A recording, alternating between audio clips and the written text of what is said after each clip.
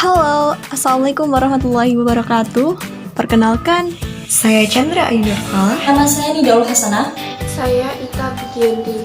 Saya Fitri Valentina. Di sini kami akan menjelaskan mengenai manajemen piutang.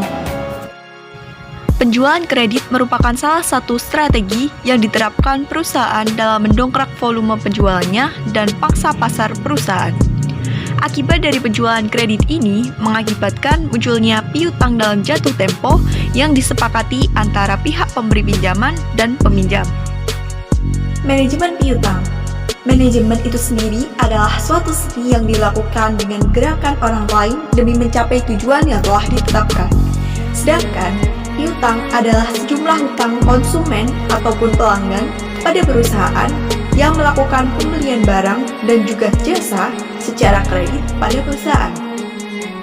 Sehingga manajemen piutang itu sangat diperlukan dalam perusahaan, terutama menyangkut masalah pengendalian jumlah piutang, pengendalian terhadap pemberian piutang, pengendalian terhadap pengumpulan piutang, dan evaluasi terhadap politik kredit dilakukan oleh perusahaan. Kemudian, apa sih pentingnya manajemen piutang? Manajemen piutang yang dilakukan oleh perusahaan itu agar perputaran yang terjadi mulai dari penjualan kredit sampai dengan pelunasan dapat berjalan dengan lancar sehingga tidak menyebabkan penumpukan modal yang berakibat pada operasional dari perusahaan. Selanjutnya ada penggolongan piutang dan umur piutang. Ada 4 penggolongan. Yang pertama itu ada piutang lancar, yaitu piutang yang diharapkan tertagihnya itu dalam 1 tahun atau siklus usaha normal. Yang kedua, itu ada piutang tidak lancar, yaitu piutang yang tidak dapat ditagih dalam jangka waktu 1 tahun. Yang ketiga, ada piutang yang dihapuskan, yaitu tagihan atau piutang yang tidak dapat ditagih lagi dikarenakan pelanggan itu mengalami kebangkrutan atau kerugian. Yang keempat, ada piutang dicadangkan, yaitu piutang yang disisihkan sebelumnya untuk menghindari piutang tidak tertagih. Dalam manajemen piutang, ada beberapa jenis macam, di antaranya yakni yang pertama, ada piutang usaha, yang kedua, ada piutang dagang, yang ketiga, ada piutang wesel, dan yang terakhir, ada piutang lain-lain. Piutang usaha. Piutang usaha adalah suatu hak klaim dari perusahaan terhadap individu maupun perusahaan lain. Dengan hak klaim ini, biasanya perusahaan itu dapat menuntut untuk pembayaran, baik dalam bentuk kas, barang, dan jasa kepada individu atau perusahaan yang bersangkutan. Dan yang kedua, ada piutang dagang. Dalam piutang dagang ini terjadi karena adanya transaksi penjualan barang dagangan yang dilakukan secara kredit kepada customer. Yang ketiga, ada piutang wesel. Piutang wesel terjadi akibat adanya transaksi penjualan secara kredit dan pemberian pinjaman uang kepada individu atau perusahaan dengan menerbitkan suatu utang formal. Dalam piutang wesel ini biasanya debitur membuat perjanjian tertulis kepada kreditur untuk melakukan pembayaran dengan sejumlah tertentu untuk jangka waktu yang sudah ditentukan sebelumnya.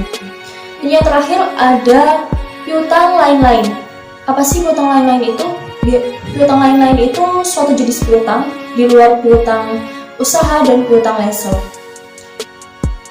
Piutang lain-lain ini biasanya meliputi bunga, piutang pajak, piutang dari karyawan perusahaan.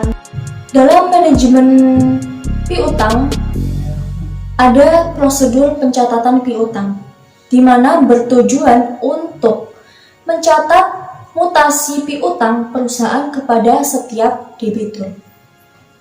Mutasi ini disebabkan oleh transaksi penjualan kredit, penerimaan kas dari debitur, retur penjualan, dan penghapusan piutang.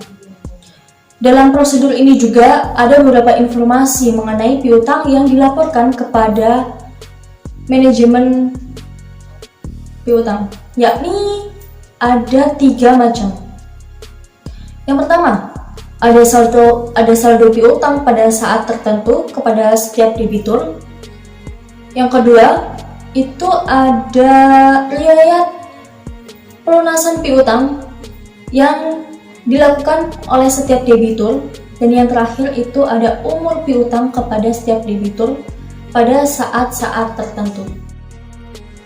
Catatan akuntansi dibagi menjadi 4. Yang pertama, jurnal penjualan. Catatan ini digunakan untuk mencatat berkurangnya piutang dari transaksi penjualan kredit. Yang kedua, jurnal retur penjualan.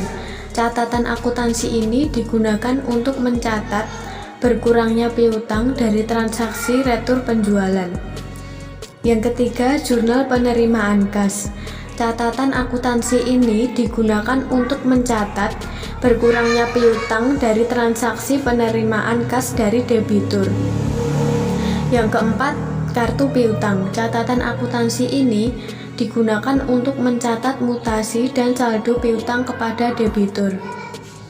Kemudian, ruang lingkup manajemen piutang.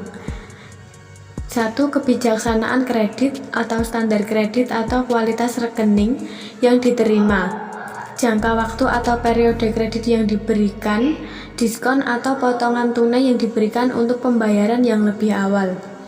Yang kedua, kebijaksanaan pengumpulan piutang dan faktor-faktor lain yang relevan.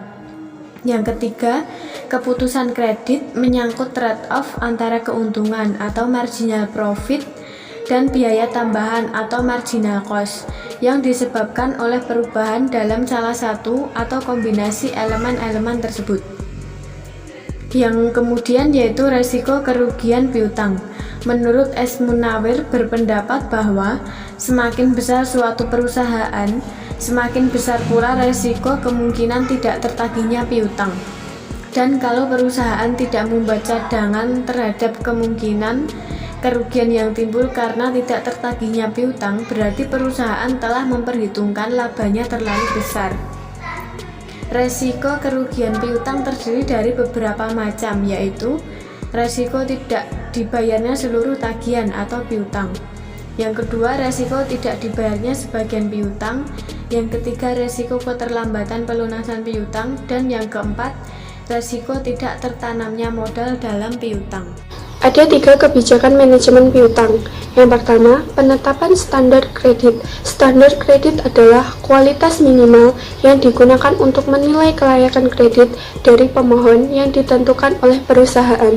Dalam pengukuran kualitas pelanggan yang akan melakukan permohonan kredit dapat dilakukan dengan penilaian 5C, 5C of credit, yaitu karakter, digunakan dalam hal menilai kejujuran pelanggan dalam memenuhi kewajiban.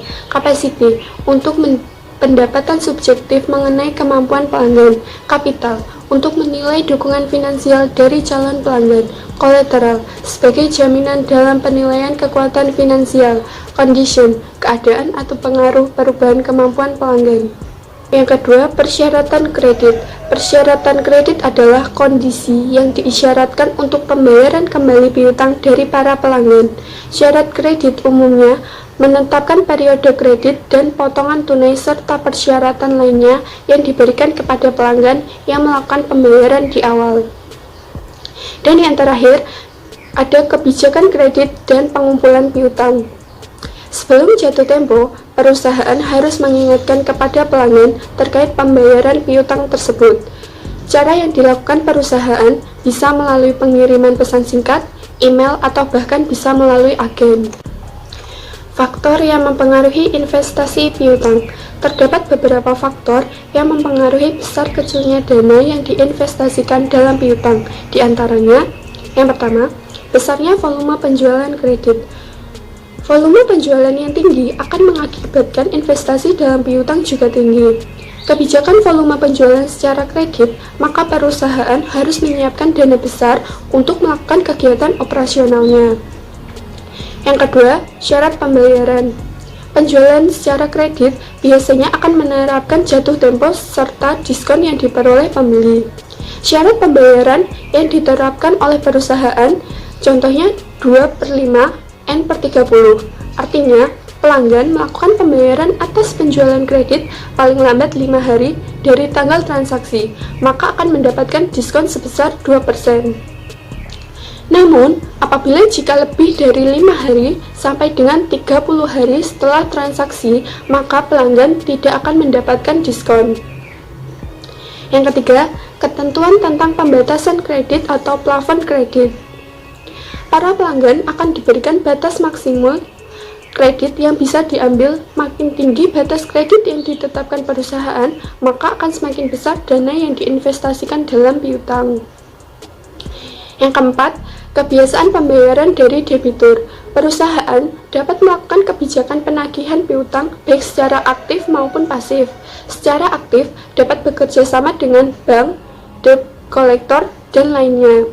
Sedangkan secara pasif, perusahaan hanya mengeluarkan biaya yang lebih kecil, namun resiko untuk tidak tertagih lebih tinggi, sehingga investasi dana dalam piutang akan lebih besar.